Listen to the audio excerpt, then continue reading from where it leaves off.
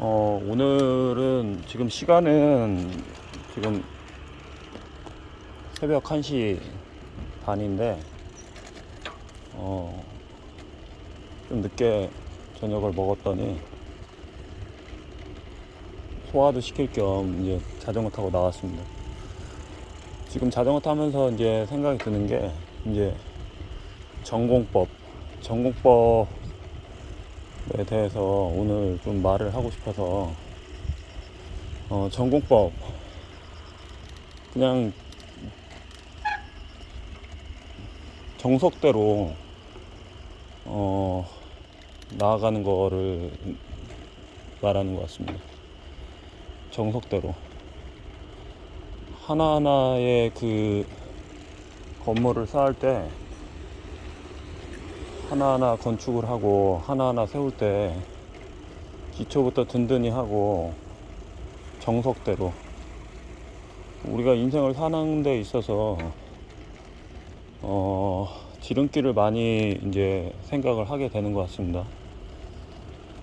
그 지름길이라는 거는 이제 뭐랄까, 그 요행을 바라고 정석을 이제 피해서 빠른 길로 이렇게 가가지고 결과를 얻는 게 이제 지름길인데, 그 지름길로 가는 거는 이제 처음에는 이제 혼자서는 지름길로는 갈 수 있죠. 처음에 혼자서는 지름길로 갈 수는 있는데, 빠르게는 가고 많은 사람이 가고 그 다음에 더 높은 뜻을 세우기에는 한계가 있습니다. 어떻게 보면 지름길은 일회용 그릇 같은 게 지름길이라고 볼 수가 있죠. 지름길로만 가려고 하면은, 그리고 편하고 쉬운 길로만 가려고 하면은 성장하는 게 어렵습니다. 정석대로 가는 게 결과적으로 나중에 더 빠른 길로 갈 수가 있고 시스템이 잡히기 때문에 더 커질 수가 있는 것 같습니다. 지금 자신이 살고 있는 그 현실을 이제 사람들은 다 내가 지금 왜 지금 상황이 이럴 것인가에 대해서 사람들은 불만 어린 얘기를 많이 하는데, 안 된다고 얘기하는 분들도 대부분 많이 있고, 또 어쩌다가 잘 된다고 말씀하시는 분들도 있습니다. 이거는 이제 안 된다고 하는 분들은 대부분 지름길을 선택한 분들이고, 잘 된다고 하는 분들은 대부분 전공법을 선택한 분들이라고 생각을 합니다. 전공법으로 가게 되면 처음에는 한 가지가 어떻게 보면 굉장히 고통스럽습니다. 한 가지 처음부터 끝까지가 그 과정이 시간도 많이 걸리고 투자도 많이 되고, 그 다음에 그 투자 대비해서 효과도 적고, 여러 가지로 이제 이거 꼭 이렇게까지 해야 되나. 그 다음에 두 번째는 이제 주변 사람들이 이 상황에 대해서, 전공법에 대해서 가까운 지인부터가 부정적으로 얘기를 합니다. 그거 남지도 않는데 왜 그렇게 하느냐, 그렇게 해서는 언제 장사를 하려고 그러냐, 그렇게 얘기를 하고, 실제로 전공법으로 가는 사람한테 뭐 화도 내고 뭐 이상한 소리도 하는 경우도 있습니다. 근데 그 전공법을 정석대로 가지 않으면은 결과적으로 발전이 없습니다. 회사를 경영을 하고, 그 다음에 연구를 하고, 그 다음에 기업을 운영하고, 그 다음에 공부를 하고, 그 다음에 기술을 습득하고, 그 다음에 사업을 하고, 장사를 하고, 모든 것들, 인간관계를 형성하는 모든 것들은 사실 전공법에 기초를 해야 됩니다. 우리나라가 이제 노벨상이 굉장히 적은 이유는 급격하게 이제 산업 발전에만 치우쳐서 과정보다는 성과 중심으로 이제 산업이 길들여져 있기 때문에 기초 학문과 기초 연구에는 정상적으로는 전공법을 하지 않았다고 저는 생각을 합니다. 제가 아는 어떤 분을 만나는데, 그분이 첫 번째가 전공법입니다. 가장 중요한 건 전공법. 처음부터 논리적으로 접근을 해서 그 문제를 해결하는 능력을 키우는 게, 그리고 그 노하우를 만들고, 거기에서 노하우를 만들게 되면은 결과적으로 새로운 창의가 일어나고, 그 다음에 품질의 혁신과, 그 다음에 품질 관리와 품질의 개선과, 그 다음에 특허까지도 같이 일어나게 됩니다. 그런 과정에서 하나하나의 이제 전공법. 근데 왜 과정 중심이 돼야 되는데 왜 자꾸 결과 중심으로 되느냐? 그거는 우리 기술 엔지니어에 대해서, 그 다음에 문화적으로 이렇게 조금 고생하고 힘든 거에 대해서 조금 사회적으로 좀 안 좋은 시선이 있지 않나, 그런 생각도 들긴 합니다. 실질적으로 과정 중심으로 가려면은 어떻게 보면은 이제 못하는 것으로 계속 해야 되는데, 그거에 대해서 창피함이라든지 부끄러움이라든지 쪽팔림이라든지 그 다음에 그런 하나하나 과정에 대해서 좀 극복을 하지 못하는 성향이 있습니다. 그 극복을 해야 되는데, 극복하는 거에 대해서 우리나라 사람들은 멘탈이 굉장히 약해서 극복하는 과정을 잘할 수 있어, 그렇게 격려해주고, 그 다음에 칭찬해주고, 그 다음에 힘이 돼줘야 되는데, 그 극복하고 노력하는 과정에 대해서 이게 금전적으로만 바라보는 시각이 많다 보니까, 거기서부터가 이제 우리나라의 그 기초 산업과 뿌리 기술과 기초 연구 분야가 정상적으로 이제 성장되지 않는 그런 성향이 있다고 봅니다. 그러다 보니까 이제 제조업 같은 경우도, 우리나라도 명품 시계를 만들 수 있는, 우리나라가 어떻게 보면 이제 해시계를 만들었잖아요. 해시계. 그게 거의 뭐 세계 최초의 시계로 알고 있는데, 해시계를 만든 나라가 명품 시계를 만들지를 못하고 있습니다. 명품 시계를. 그만큼 기술력이 엄청 좋고, 그 다음에 직시신경이나 뭐 팔만대장경이나 전 세계적인 그런 기술을, 금속 활자 기술을 가지고 있는데도 실제로 지금 우리나라의 그 기술력은, 명품을 만드는 그런 기술력은 굉장히 약합니다. 지금 뭐 스마트폰이나 뭐 이런 거에서 삼성전자가 두각을 나타내고 있을 뿐이지, 반도체 쪽에서 실제로 엔지니어들에 의한 그런 기술에 의한, 그다음 금속 금형 기술에 의한 그런 명품 제품을 만들고 그런, 정말로 이거는 장인이 만든 그런 기술, 그런 제품들은 점점 그 설자리를 잃어가고 있는 것 같습니다.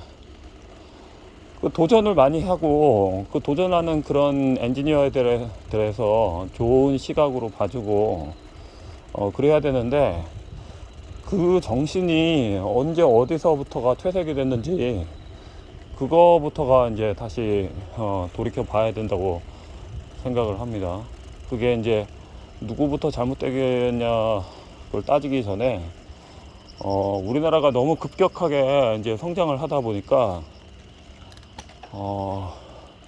너무 급격하게 성장을 했어요. 그러다 보니까 이제 뭐 예를 들어서 물질과 그런 정신들이 동반적으로 이렇게 프로그램이 돼 있고, 교육 과정이, 커리큘럼이 잡혀 있어야 되는데, 그게 이제 조금 동시적으로 일어나지 않았기 때문에, 지금 예를 들어서 공업고등학교나 실업계 고등학교의 그런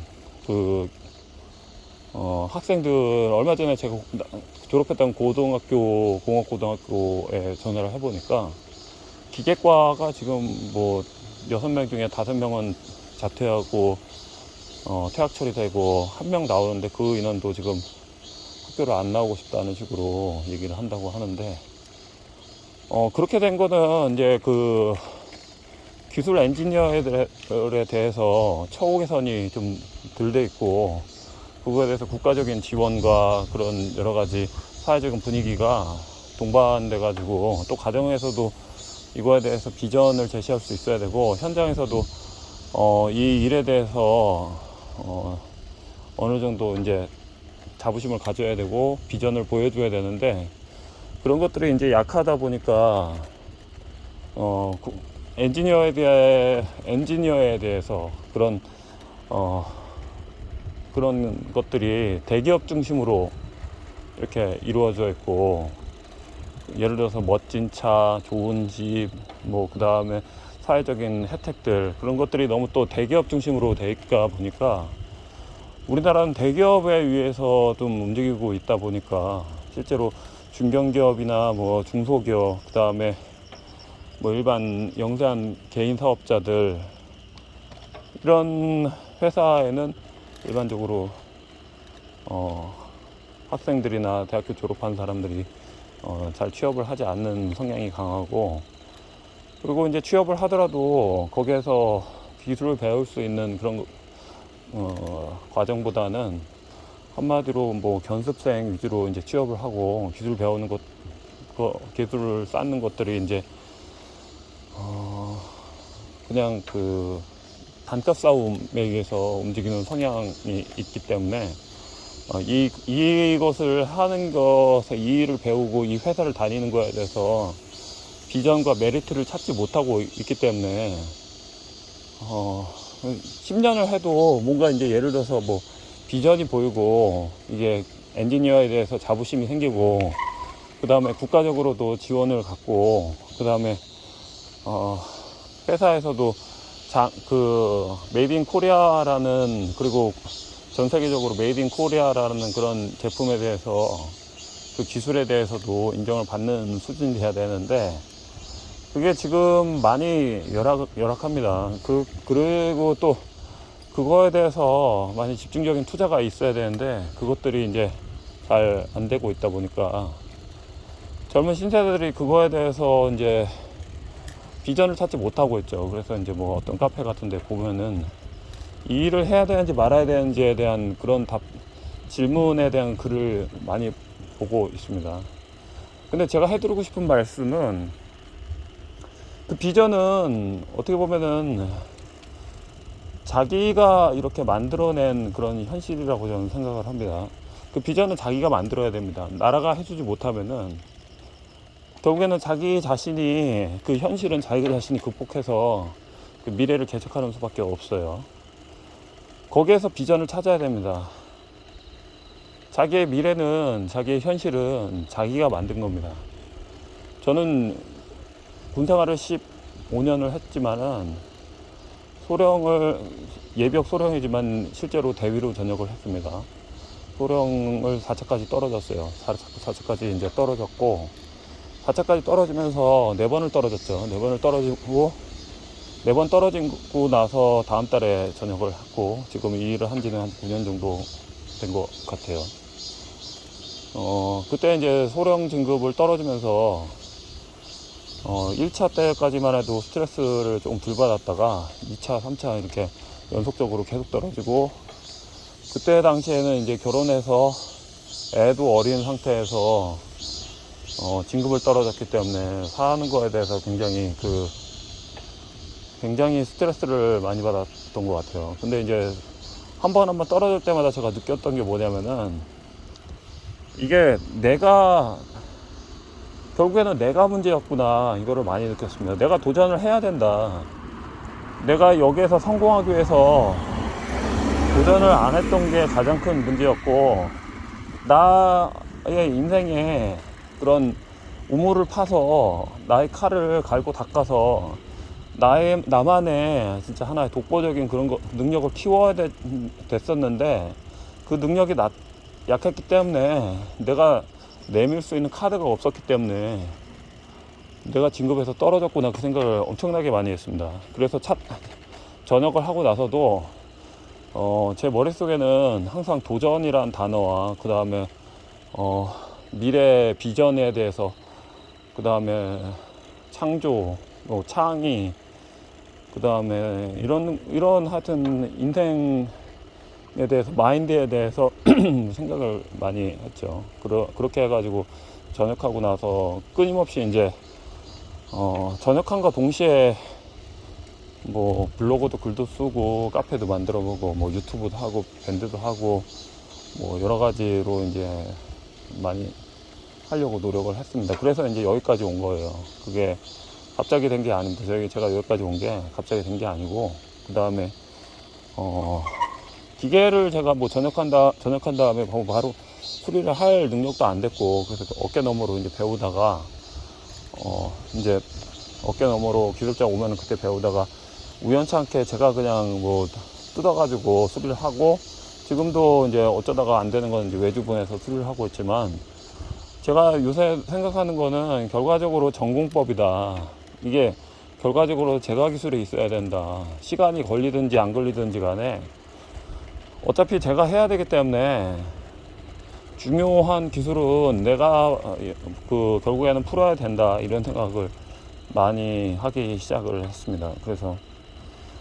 그래서 지금은 이제 제가 지금 전공법으로 지금 나가자 하고 있고, 어려운 거를 자꾸 피하면은 결과적으로는 이제 남는 게 없다. 남으려면은 어려운 거를 진짜 정면으로 승부를 해서 그거를 이제 뛰어넘어야 됩니다. 유튜브를 하는 거에 대해서도 제가 처음부터 이렇게 말을 잘 한 게 아니었어요. 유튜브를 했던 것도. 그 다음에 저처럼 이렇게 뭐 10분, 20분 동안 줄줄이 계속 자기 가치관을 책 보고서 제가 읽는 게 아니에요, 지금. 그냥 말이 술술 나오는 거, 이게 쉽게 되지가 않습니다. 일반적인 사람들은 이렇게 말이 나오지가 않아요. 근데 저는 원래 군인이었을 때 리더십 강사도 뭐 1년 이상 했고, 중대장을 3번이나 했고, 전투 중대장을 2번 했고, 지원 중대장도 했고, 그러다 보니까 병사들 앞에서 정신교육하고 자기 마인드하고 가치관을 설명하는 능력이 있고, 참모직도 했고, 그래서 이제 자연스럽게 이제 브리핑할 수 있는 자기 생각을 말할 수 있는 능력이 갖춰졌기 때문에 이렇게 유튜브에서 이렇게 할 수가 있는 거지. 일반적인 사람은 저처럼 이렇게 술술 나오지가 않아요. 다 자기가 책을 읽든지 책을 읽는 것처럼 말을 하는 분들도 있습니다. 브리핑 해놓은 거 그대로 읽는 분들. 저는 그렇지가 않습니다. 그냥 저는 술술 나와요. 그 생각을 정리하는 능력이 있기 때문에. 어쨌거나 도전을 해야 됩니다. 도전을 해야 되고, 여러분들은 충분히 할 수 있는 능력이 있는데, 지금 엔지니어들이 지금 사실 각광받아야 돼요. 나라가 부강해지려면 가장 첫 번째는 기술력에서 그 국가의 강함과 약함이 결정됩니다. 여러 가지가 있죠. 그래서 기술에 의해서 무기체계가 이제 결정이 되고, 무기체계에 의해서 전략이 결정이 됩니다. 그 다음에 전략이 결정됨에 따라서 이제 정책에 의해서 이제 세금이라든지 안보가 결정이 되고, 그거에 따라서 역사가 결정이 되고, 그거에 따라서 이제 전쟁이 결정이 되고, 그거에 따라서 기초 과학과 뭐 예능과 이런 것들이, 모든 것들이 다 결정이 됩니다. 현실입니다. 현실. 과학기술은 국가를 결정할 수 있는 하나의 그런 초석이 되는 게 과학기술이에요. 그래서 과학기술은 결국에는 뭐냐, 그거는 엔지니어가 결정을 하게 됩니다. 엔지니어와 기술자, 과학자들이, 연구하는 사람들이 이제 연구도 하지만은 또 엔지니어들이 같이 그 국가의 운명을 사실은 결정할 수가 있습니다. 물론 뭐 예술하는 사람이라든지 스포츠 하는 사람들이 또 마찬가지고, 정책하는 사람도 다 유기적으로 연결이 되어 있습니다. 그런 것도 다 연결되어 있지만은, 우리는 결과적으로는 이제 가장 큰 거는 이제 기술, 제조업, 이런 것들이, 이런 사회 해서 유지되는 그런 시스템들이, 그게 우리나라의 운명과 그 다음에 비전을 결정을 하게 됩니다. 그런데 이제 제 채널에서 구독하시는 분들을 보면은 좀 제가 봤을 때는 조금 공부를 더 해야 될 것 같다는 생각이 들어요. 자기 자신의 기술에만 너무 안주하는 것 같다. 그런 생각을 솔직히 합니다. 도서관에서 가서 책을 구입을 하시고, 그 다음에 서점에 가서 책을 읽으셔야 돼요. 신문을 보시고 미래적인 그런 공부를 하셔야 됩니다. 그래서 자기 자식들과 그 다음에 직원들과 그 다음에 자기 자신의 미래에 충분한 그 정서 함양과 미래의 비전을 제시할 수 있는 능력이 있어야 합니다. 공부를 하지 않고서는 발전이 없어요.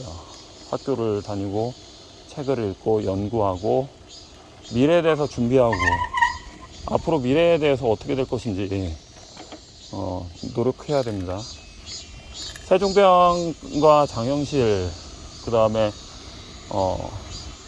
이순신 장군, 이런 분들 다 미래를 대비했고, 그 다음에 삼성전자도 마찬가지죠. 다 산업의 쌀이 반도체가 될 것이다. 이런 것들을 미리 준비해서 그 미래를 향해서 집중적으로 투자를 했기 때문에 지금 우리나라가 있는 겁니다. 미래를 바꿀 수 있는 그런 모멘텀들, 그것을 찾아가지고 우리나라에 사시는 분들이 집중적으로 고민하고 노력하고 연구해 하셔야 됩니다. 제조업에 계신 분들이. 이거를 어떻게 보면은 우리나라가 인구가 점점 줄고 있어요. 앞으로 2050년 정도 되면은 3,800만에서 3,800만 명까지 떨어진다는 말이 있는데, 그거는 이제 어떻게 보면은 그만큼 이제 우리나라가 기술 경쟁력이 없어져서 이런 일이 일어난 거가 아닌가 생각을 합니다. 기술 경쟁력이 지금 없기 때문에 지금 예를 들어서 공산품들 대부분 보면은 중국제 메이드 인 차이나가 엄청나게 많죠. 메이드 인 차이나, 메이드 인 타이완, 그 다음에 메이드 인 재팬, 메이드 인 게르마니, 메이드 인 스위스, 메이드 인 프랑스, 메이드 인 이태리, 메이드 인 인도네시아, 메이드 인 베트남, 이렇게 거의 메이드 인 코리아는 사실 메이드 인 코리아는 요새 진짜 구경하기 어려워요. 메이드 인 코리아, 우리나라 사람들 도대체 뭐 하는지 모르겠어요. 그런 생각이 들 정도로, 우리나라 기업은 없나 이런 생각이 들 정도로, 우리나라 사람 자체들도 지금 우리나라가 경쟁력이 없다는 걸 알고 있습니다.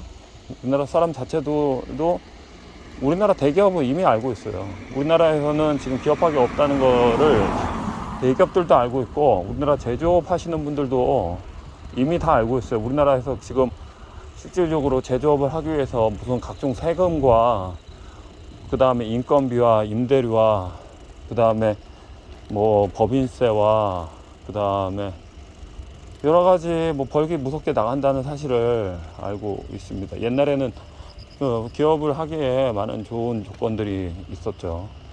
그래서 임대료가 낮고, 그 다음에 인건비가 낮고, 그 다음에 투자가, 그러다 보니까 투자가 이제 외국에서 자꾸 유입이 되고, 그러면 제품을 만들기 위해서는 그 제품 원자재에 대한 생산 원가에 대한 경쟁력이 있어야 됩니다. 품질은 제가 봤을 때는 다 고만고만해요. 공산품 같은 경우에 그냥 어차피 소비성이기 때문에 그거에 대해서 이렇게 크게 정밀도를 따지거나 그런 건 아니에요. 근데 이제 그거에 대해서 사람들이 집중력을 갖고 있지 못하기 때문에 그런 일이 지금 우리나라의 현실이 이렇게 되고 있는 거라고 저는 생각을 합니다. 앞으로가 문제예요. 앞으로 어떤 식으로 이제 신세대들이 일본을 보면은 알 수가 있어요. 일본 같은 경우에 우리나라의 미래가 일본으로 지금 다가오고